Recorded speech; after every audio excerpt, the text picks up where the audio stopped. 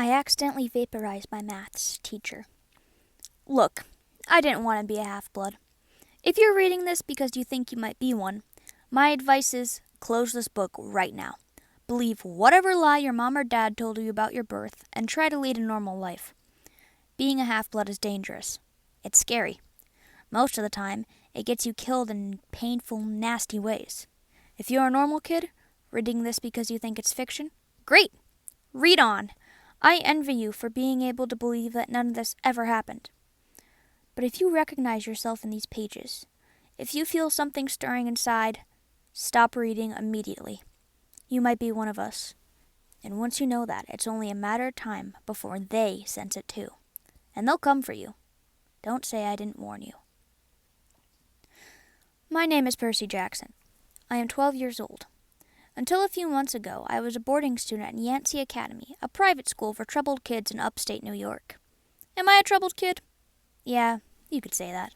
I could start at any point in my short, miserable life to prove it. But things really started going bad last May, when our 6th grade class took a field trip to Manhattan. 28 mental case kids and 2 teachers on a yellow school bus heading to the Metropolitan Museum of Art to look at the ancient Greek and Roman stuff. I know, it sounds like torture. Most Yancey field trips were. But Mr. Bruner, our Latin teacher, was leading this trip, so I had hopes. Mr. Bruner was this middle-aged guy in a motorized wheelchair. He had thinning hair and a scruffy beard and a frayed tweed jacket, which always smelled like coffee. You wouldn't think he'd be cool, but he told stories and jokes and let us play games in class. He also had this awesome collection of Roman armor and weapons, and he was the only teacher whose class didn't put me to sleep. I hoped the trip would be okay. At least, I hoped for once that I wouldn't get in trouble. Boy, was I wrong. See, bad things happen to me on field trips, like my 5th grade school. When we went to the Saratoga battlefield, I had this accident with a Revolutionary War cannon. I wasn't aiming for the school bus, but of course I got expelled anyway. And before that, my 4th grade school, when we took the behind-the-scenes tour of the Marine World Shark Pool. I sort of hit the wrong lever on the catwalk, and our class took an unplanned swim. And the time before that, well, you get the idea. This trip, I was determined to be good. All the way into the city, I put up with Nancy Beaufort, the freckly, red-headed kleptomaniac girl hitting my best friend Grover in the back of the head with chunks of peanut butter and ketchup sandwiches. Grover was an easy target. He was scrawny. He cried when he got frustrated. He must have been held back several grades because he was the only 6th grader with acne and a start of a wispy beard on his chin. On top of all of that, he was crippled.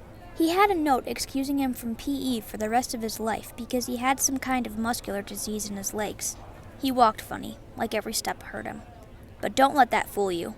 You should have seen him run when it was enchilada day in the cafeteria. Anyway, Nancy Beaufort was throwing wads of sandwich that stuck in his curly brown hair, and she knew I couldn't do anything back to her because I was already on probation. The headmaster had threatened me with this death by in-school suspension if anything bad, embarrassing, or even mildly entertaining happened on this trip. I'm going to kill her, I mumbled. Grover tried to calm me down. It's okay, I like peanut butter. He dodged another piece of Nancy's lunch. That's it.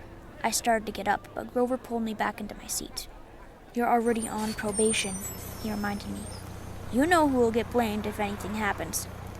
Looking back on it, I wish I'd decked Nancy Beaufort right then and there. In-school suspension would have been nothing compared to the mess I was about to get myself into. Mr. Brenner led the museum tour. He rode up front in his wheelchair, guiding us through the big echoey galleries, past marble statues and glasses full of really old black and orange poetry. It blew my mind that this stuff had survived for 2,000, 3,000 years. He gathered us around a 4-meter-tall stone column with a big sphinx on the top, and started telling us how it was a grave marker, a steal, for a girl who was about our age. He told us about the carvings on the side. I tried to listen to what he had to say, because it was kind of interesting, but everybody around me was talking. And every time I told them to shut up, the other teacher chaperone, Mrs. Dodds, would give me the evil eye. Mrs. Dodds was this little maths teacher from Georgia who always wore a black leather jacket, even though she was 50 years old. She looked mean enough to ride a Harley right into your locker. She had come to Yancey halfway through the year, when our last maths teacher had a nervous breakdown. From our first day, Mrs. Dodds had loved Nancy Beaufort and figured I was a devil spawn. She would point her crooked finger at me and say, "Now, honey." Real sweet. And I knew I was going to get after-school detention for a week. One time, she made me erase answers out of an old maths workbook until midnight. I told Grover I didn't think Mrs. Dodge was human. He looked at me real serious and said, "You're absolutely right." Mr. Brenner kept talking about Greek funeral art. Finally, Nancy Beaufort snickered something about the naked guy on the steel, and I turned around and said, "Will you shut up?" It came out louder than I meant it to. The whole group laughed. Mr. Brenner stopped his story. "Mr. Jackson," he said, "do you have a comment?" My face was totally red.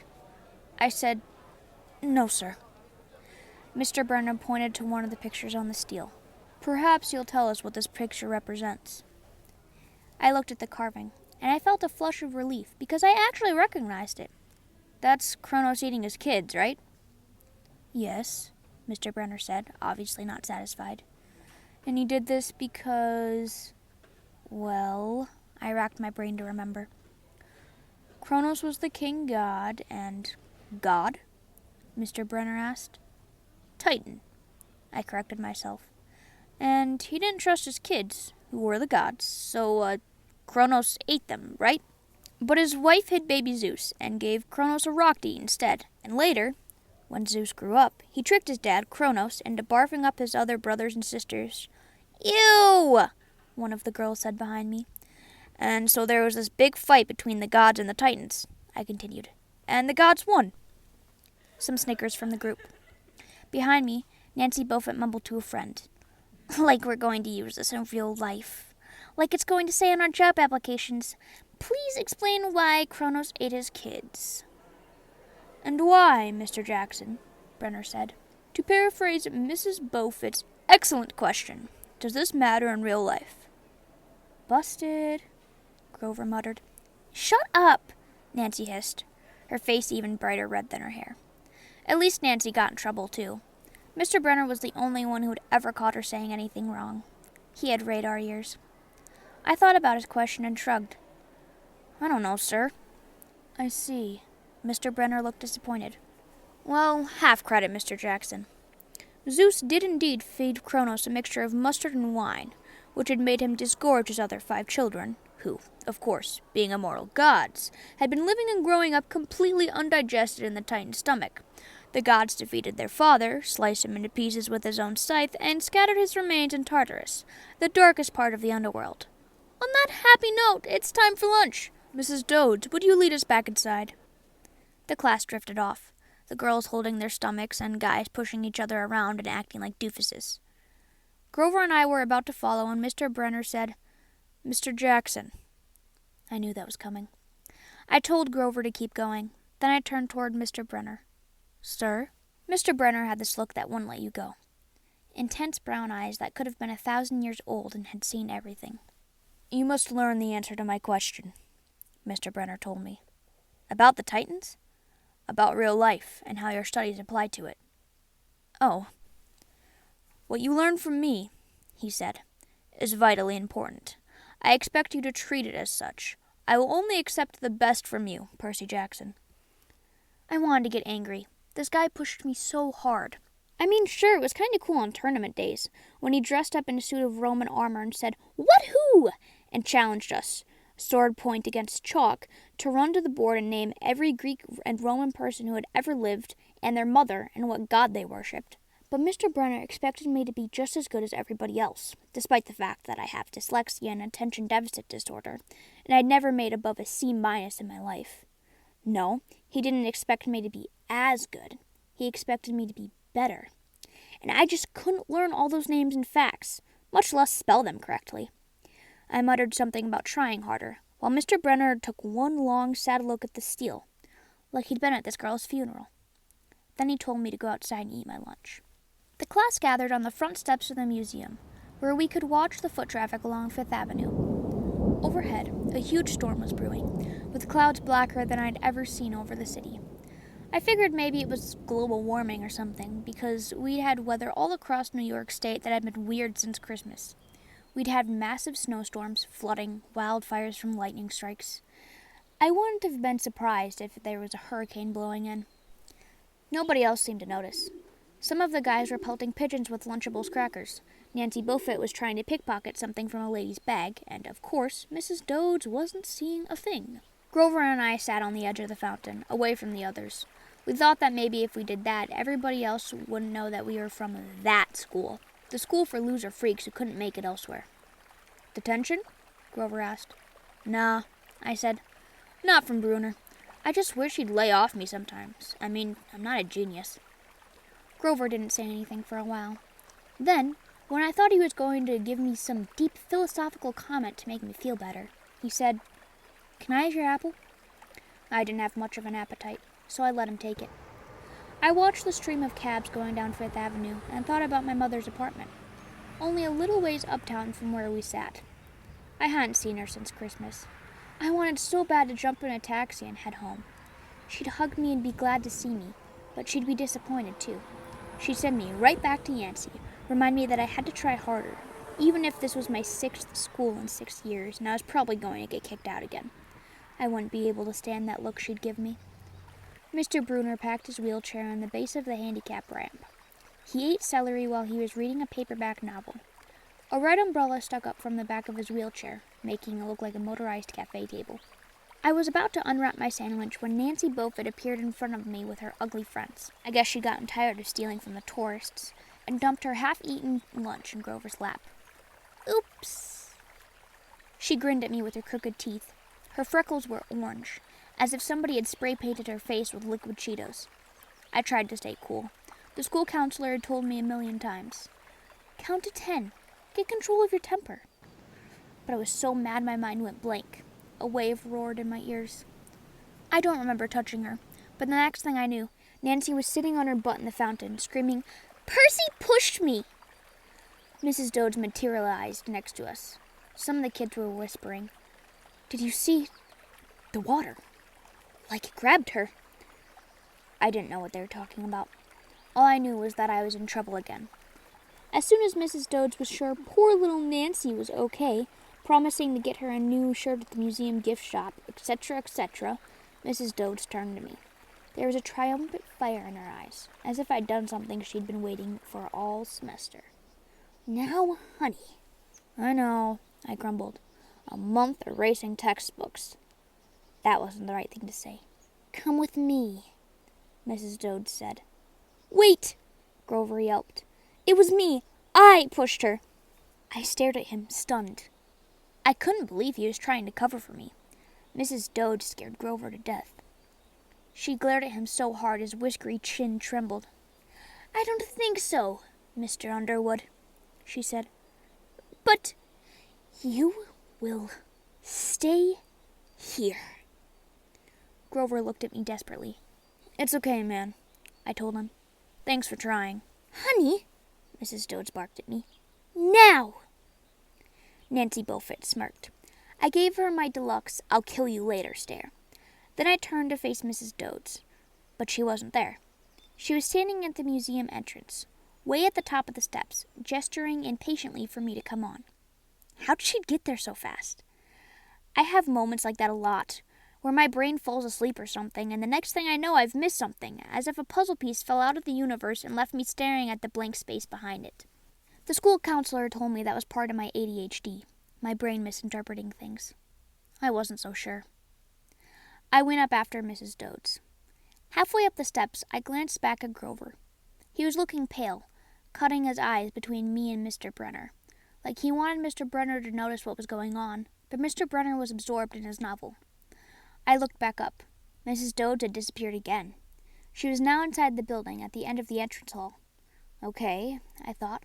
She's going to make me buy a new shirt for Nancy at the gift shop. But apparently that wasn't her plan. I followed her deeper into the museum. When I finally caught up to her, we were back in the Greek and Roman section. Except for us, the gallery was empty. Mrs. Dodds stood with her arms crossed in front of a big marble frieze of the Greek gods. She was making this weird noise in the back of her throat, like growling. Even without the noise, I would have been nervous. It's weird being alone with a teacher, especially Mrs. Dodds. Something about the way she looked at the frieze, as if she wanted to pulverize it. You've been giving us problems, honey, she said. I did the safe thing. I said, Yes, ma'am. She tugged on the cuffs of her leather jacket. "Did you really think you would get away with it?" The look in her eyes was beyond mad. It was evil. "She's a teacher," I thought nervously. "It's not like she's going to hurt me." I said, I'll try harder, ma'am." Thunder shook the building. "We're not fools, Percy Jackson," Mrs. Dode said. "It was only a matter of time before we found you out. Confess, and you will suffer less pain." I didn't know what she was talking about. All I could think was that the teacher must have found the illegal stash of candy I'd been selling out of my dorm room. Or maybe she'd realized I'd gotten my essay on Tom Sawyer from the internet without ever reading the book, and now they're going to take away my grade. Or worse, they're going to make me read the book. "Well?" she demanded. "Ma'am, I don't—" "Your time is up," she hissed. Then the weirdest thing happened. Her eyes began to glow like barbecue coals. Her fingers stretched, turning into talons. Her jacket melted into large, leathery wings. She wasn't human. She was a shriveled hag with bat wings and claws and a mouthful of yellow fangs, and she was about to slice me to ribbons. Then things got even stranger. Mr. Brenner, who'd been out in front of the museum a minute before, wheeled his chair into the doorway of the gallery, holding a pen in his hand. "What ho, Percy!" he shouted, and tossed the pen through the air.